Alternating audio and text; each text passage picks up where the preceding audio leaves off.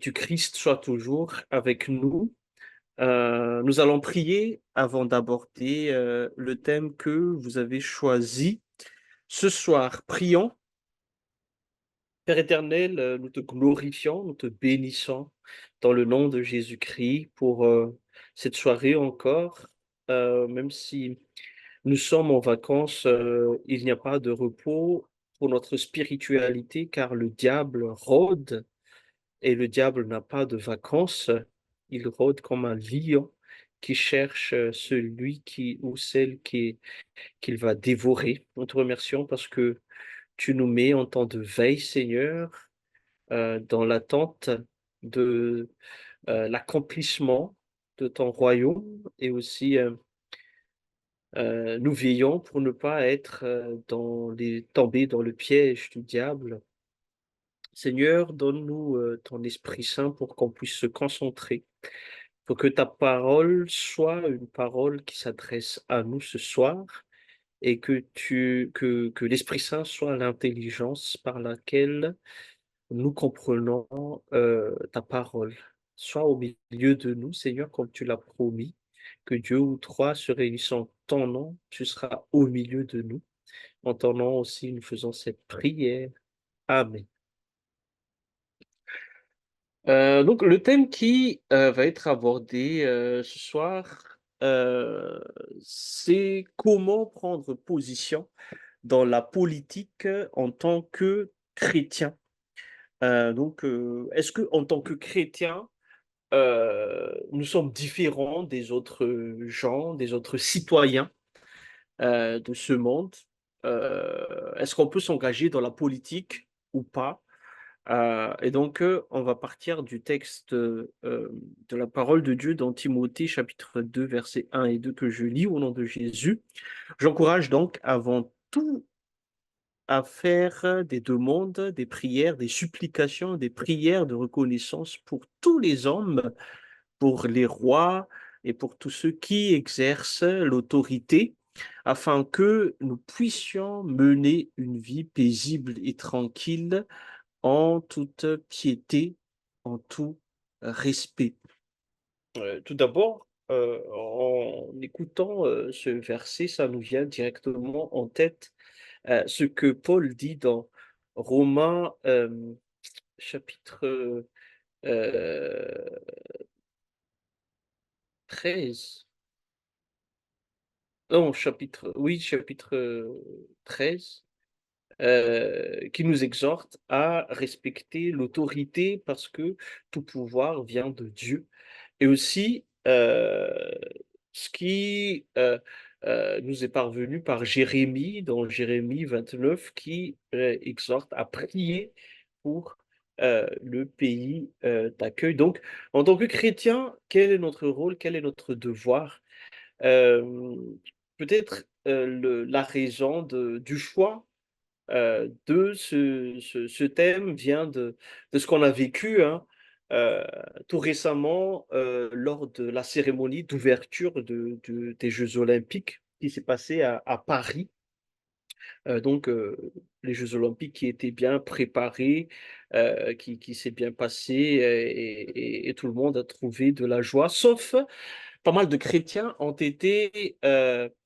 euh, euh, ont été offensés par le contenu, une certaine partie de la cérémonie d'ouverture des Jeux Olympiques, notamment surtout sur l'épisode où il y avait les drag queens qui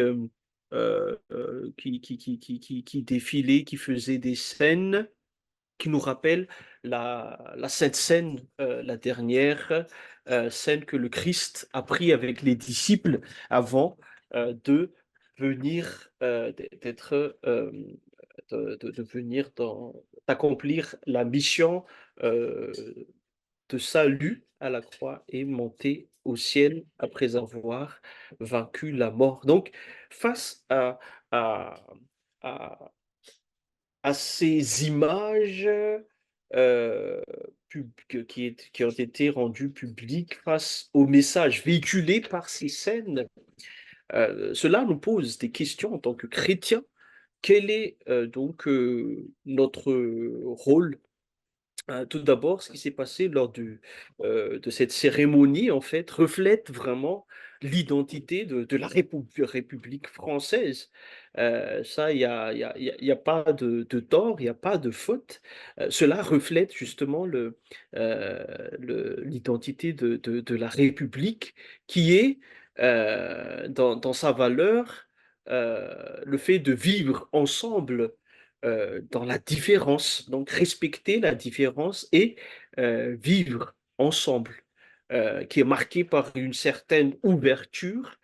Tout le monde ne doit pas être pareil, mais il y a une certaine ouverture sur la différence et accentuée sur la possibilité de vivre ensemble. Et c'est pour cela que il y avait quand même des scènes, avec une certaine, extravagance, si on peut dire comme ça, mais cela reflète vraiment la société. Qu'en est-il de l'Église? C'est vrai que l'Église a une ouverture et l'Église accueille par la grâce de Dieu, mais il y a une subtilité. L'Église accueille par compassion, par amour, par la grâce de Dieu, mais ne cautionne pas en fait euh, l'identité transgenre parce que c'est une déchéance euh, du plan de Dieu, du dessein de Dieu dans Genèse chapitre 1er, en et femmes il les créa. Et c'est l'effet, l'impact de l'entrée du péché dans la vie de l'être humain parce que ce désir d'émancipation, de liberté, euh, envers la dépendance de Dieu, en fait, qui a été amplifiée par euh, la tentation du diable. L'être humain voulait s'émanciper, voulait la liberté, donc ils étaient tombés dans la tentation, le péché est entré dans la vie de l'être humain. Et à partir de là, donc, on veut être libre sans se soucier de la présence de Dieu, de la dépendance envers Dieu.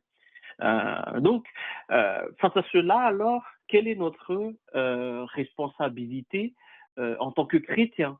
Est-ce que c'est notre rôle de défendre Dieu pour ce qui s'est passé?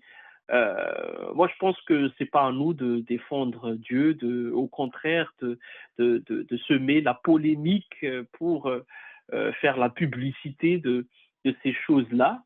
Je pense à ce qu'a fait Luther. Donc, Luther, quand il dort la nuit, il dit mon Dieu, laisse-moi me reposer de tes œuvres parce que euh, au début, tu as créé le monde, tu n'as pas eu besoin de moi, donc laisse-moi tranquille d'abord et demain je continue tes œuvres que tu me donnes un plein repos. Ce que je veux dire par là, c'est que donc c'est pas à nous de défendre Dieu ni de faire quoi que ce soit, mais ça nous pose la question, quelle est notre responsabilité? Qu'est-ce qu'on doit faire pour le pays? Donc, ça questionne vraiment le thème qu'on a choisi ce soir, comment s'engager politiquement. Est-ce que nous sommes passifs? Quel est notre rôle dans cette société en tant que citoyen? Est-ce que le fait d'être citoyen du pays euh, nous épargne de certaines responsabilités, de certains devoirs en tant que citoyen céleste? Donc, c'est ce qu'on va essayer de voir ce soir. Mais ce qui est sûr, c'est que la présence d'un chrétien au sein d'une nation est une bénédiction pour la société. Donc, quand on parle de politique, on parle de la cité, de la gestion de la cité. Donc, dans cette cité-là, la présence d'un chrétien au sein de cette cité est une bénédiction pour la cité elle-même. C'est ce qui est sûr et c'est une vérité qu'on peut voir dans la parole de Dieu. Tout premièrement, ce qu'on va voir, c'est que il faut bien comprendre le chrétien et le royaume de Dieu. Donc, le chrétien et le royaume de Dieu. Qu'est-ce qu'on entend par royaume? Donc, quand on parle de royaume, c'est un périmètre ou un lieu où il y a un roi qui est souverain. Donc, un roi euh, qui, euh, qui, euh, qui, qui donne une volonté, une loi. Donc, tout le royaume doit euh, être, doit respecter cette loi, mais en même temps, ce roi aussi est, ce roi garantit la paix et la tranquillité dans son royaume. Donc, ce roi s'occupe de son peuple. Et quand on parle du royaume de Dieu, Jésus dit dans Jean chapitre 18, verset 36, « Mon royaume n'est pas de ce monde, répondit Jésus. Si mon royaume était de ce monde, mes serviteurs auraient combattu pour moi afin que je ne fusse pas livré aux Juifs, mais maintenant mon royaume n'est point d'ici-bas. » C'est très clair ce que Jésus dit ici. Son royaume n'est pas un périmètre délimité dans ce monde d'ici-bas. Et à plusieurs reprises, le peuple ayant vu les signes qui montraient que Jésus est le Christ, donc à plusieurs reprises, le peuple ayant vu ces signes-là voulait mettre Jésus en tant que roi terrestre des Juifs pour combattre les Romains, mais Jésus a refusé cette tentation parce qu'il est venu pour nous sauver du péché, pour instaurer un royaume invisible dans ce monde. Et Jésus dit dans Luc chapitre 17, verset 21, le royaume de Dieu est en nous.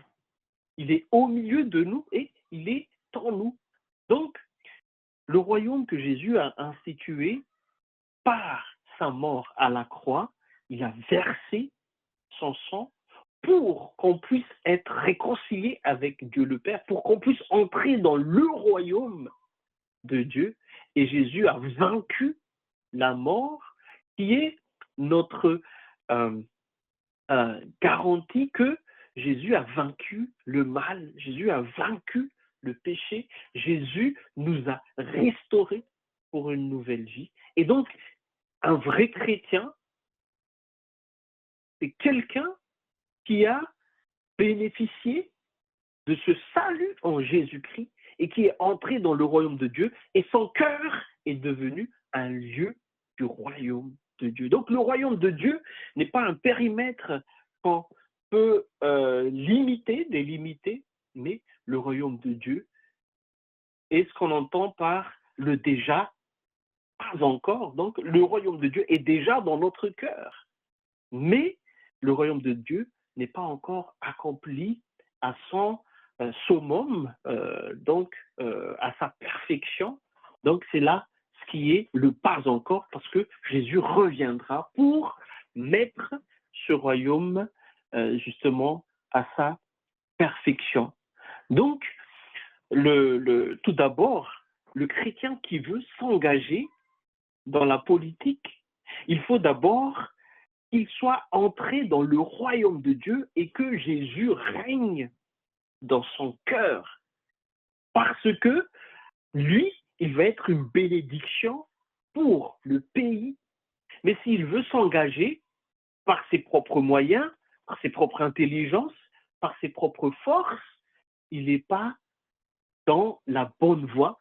Parce que ce qui se passe, c'est qu'il va combattre par ses propres forces, comme ce que Jésus a dit tout à l'heure, son royaume n'est pas de ce monde, parce que sinon, ses serviteurs auraient combattu pour lui. Donc, La personne qui va prendre des initiatives, prendre des engagements par sa propre force, par ses propres moyens, va faire l'inverse de ce que Jésus a fait. Donc, il va prendre plusieurs serviteurs pour combattre par la force, prendre le royaume par la force. Donc, premièrement, un chrétien qui veut s'engager dans la politique doit, il faut que euh, Jésus règne dans son cœur. Et là, on voit une première exhortation de l'apôtre Paul, Tite chapitre 2, versets 6 à 7, que je lis au nom de Jésus, exhorte de même les gens à être modérés, te montrant toi-même à tout égard un modèle de bonnes œuvres et donnant un enseignement pur, digne, une parole saine, irréprochable, afin que l'adversaire soit confus, n'ayant aucun mal à dire de nous. Amen. Donc, quelqu'un qui veut s'engager politiquement en tant que chrétien, tout d'abord, il doit chercher la sainteté de Dieu et être justifié en Christ. Et se montrant modèle par sa piété, parce que c'est là que Dieu va l'utiliser pour transformer les choses dans le pays. Deuxième chose, si on veut aussi s'engager politiquement, donc si on ne veut pas être passif, mais actif dans la politique en tant que chrétien, ça nous fait rappeler cette exhortation de Dieu pour les Juifs qui vont être déportés à Babylone. Donc, ça nous parle en tant que Malgache qui vit en France. Donc, Jérémie chapitre 29, verset 7, je lis au nom de Jésus, recherchez le bien de la ville où je vous ai mené en captivité et priez l'Éternel en sa faveur parce que votre bonheur dépend du sien. Amen. Tout d'abord, il faut savoir, il faut comprendre le plan de Dieu pour nous. Donc, là où Dieu nous a placés n'est pas le résultat, le fruit d'un hasard, mais c'est un plan de Dieu pour nous. Il n'y a pas d'erreur dans ce que Dieu fait, mais ce que Dieu fait est parfait. Si il nous a fait résider en France, donc c'est ça le plan de Dieu pour nous. Il a quelque chose à faire à travers nous pour ce pays. Donc, faire le bien pour la ville et prier l'Éternel en sa faveur. Nous sommes là en tant qu'intercesseurs pour que le pays va bien, en fait. Parce que notre bonheur dépend du sien. Donc, c'est là que je parle du plan de Dieu parce que il y a une chose qui nous met en lien avec la terre où Dieu nous place. Et on dit que Dieu te fasse fleurir là où il t'a planté. Donc, à chaque environnement, à chaque pays, à chaque lieu où Dieu nous place, il y a un plan de Dieu pour nous dans ces lieux. Ici, Jérémie chapitre 29, c'est là, au verset 11, que Dieu annonce justement la raison de cette captivité. C'est vrai qu'il y a la raison où le, le peuple juif n'écoutait pas Dieu, ne faisait pas la volonté de Dieu et contractait une alliance avec l'Égypte et tout ça. Mais 29:11, donc suite de ce 29:7, lui il dit, je connais le projet que j'ai formé pour vous, un projet de paix et non de malheur. Donc, là où Dieu nous place, il y a quelque chose qui bouge, que Dieu veut faire à travers nous. Donc, si on veut s'engager, c'est que nous devons faire le bien d'abord. Donc, ça rejoint au au texte romain qui nous a été évoqué tout à l'heure, respecter l'autorité et tout ça, parce que toute autorité vient de Dieu. Donc, faire le bien pour la ville. Tout ce qu'on fait, la Bible dit, fais-le non pas pour les hommes, mais comme pour Dieu. Parce que tout ce qu'on fait cherche la gloire de Dieu. Et si on s'appuie sur cette puissance de Dieu qui œuvre à travers nous, nous faisons bien tout ce qu'on fait pour que Dieu soit loué à travers de nos œuvres. Et c'est là que nous prions aussi pour le pays. Donc, un engagement politique, c'est de prier tout simplement pour le pays. Et c'est pas tout simplement, mais il y a une puissance dans la prière. C'est pour cela que Dieu a invité aux Juifs de prier pour Babylone. Ça, c'est quelque chose d'unique.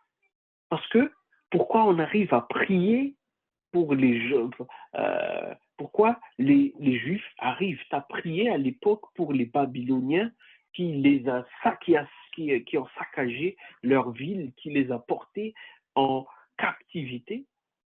Mais c'est le commandement de Dieu parce que Dieu veut aussi bénir le pays malgré l'histoire. Et pour terminer, c'est que nous sommes une bénédiction pour le pays si nous vivons dans la sainteté. Dieu peut nous utiliser par plusieurs moyens pour être des bénédictions.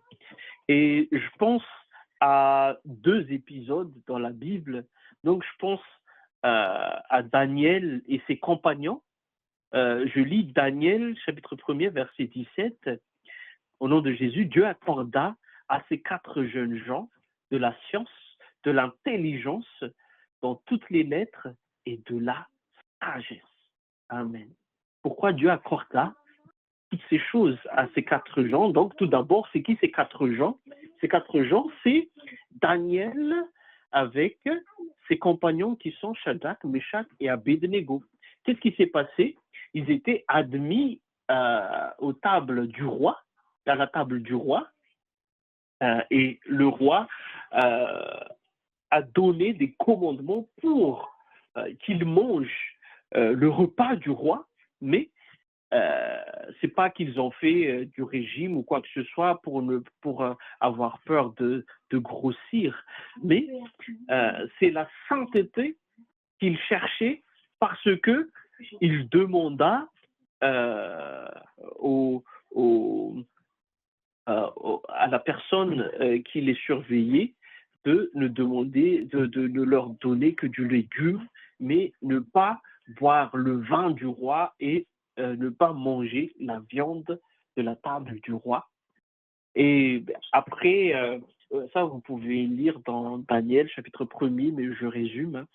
Et cette personne qui s'occupait d'eux avait eu très peur parce que s'il y a quelque chose qui arrivait à Daniel et ses compagnons, c'est lui qui va être sanctionné par le roi. Et après, ils ont attendu 10 jours. Et contre toute attente, même si Daniel et ses compagnons, donc ces 4 gens qui sont en question ici, même s'ils n'ont pas mangé du mets du roi, mais ils ont pris des légumes à la place de ça pendant 10 jours. Au contraire, leur face brillait et ils étaient bien en forme. Et en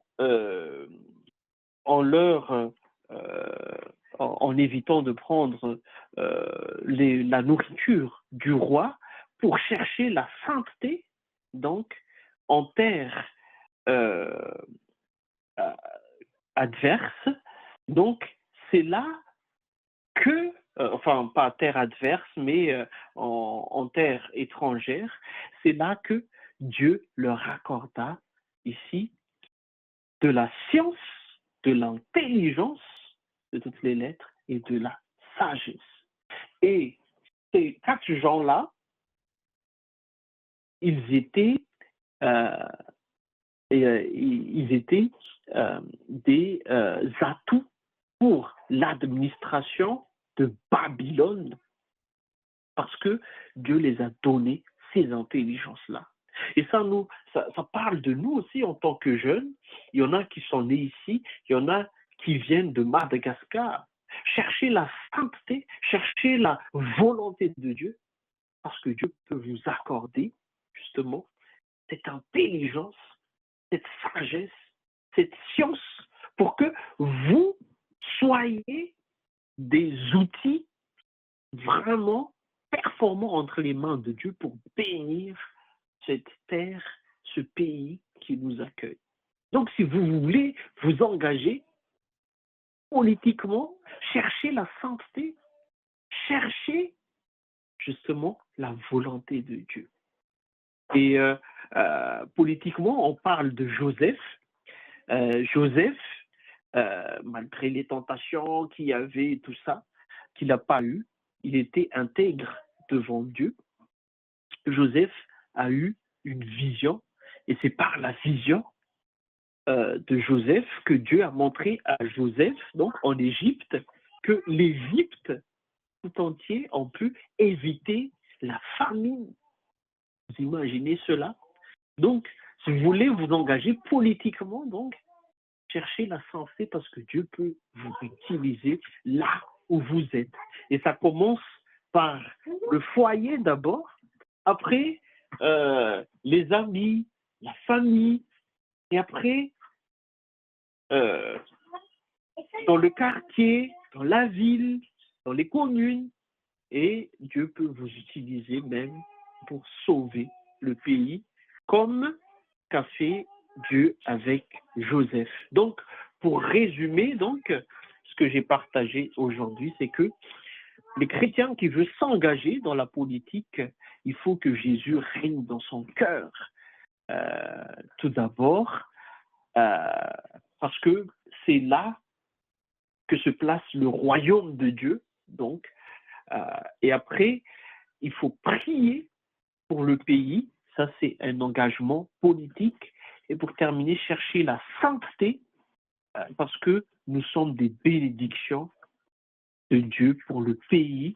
Dieu veut œuvrer à travers nous pour bénir le pays. Donc, en gros, nous sommes acteurs par la sainteté.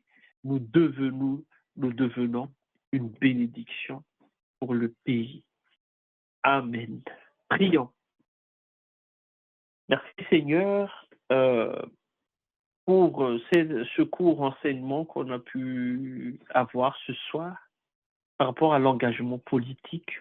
Nous sommes convaincus que tu veux œuvrer à travers nous, tes enfants, pour ton royaume, mais surtout pour le pays. Seigneur, que tu règnes à travers nous et crée en nous un cœur pur, forge notre cœur pour qu'il soit un cœur selon toi comme ce qu'avait David.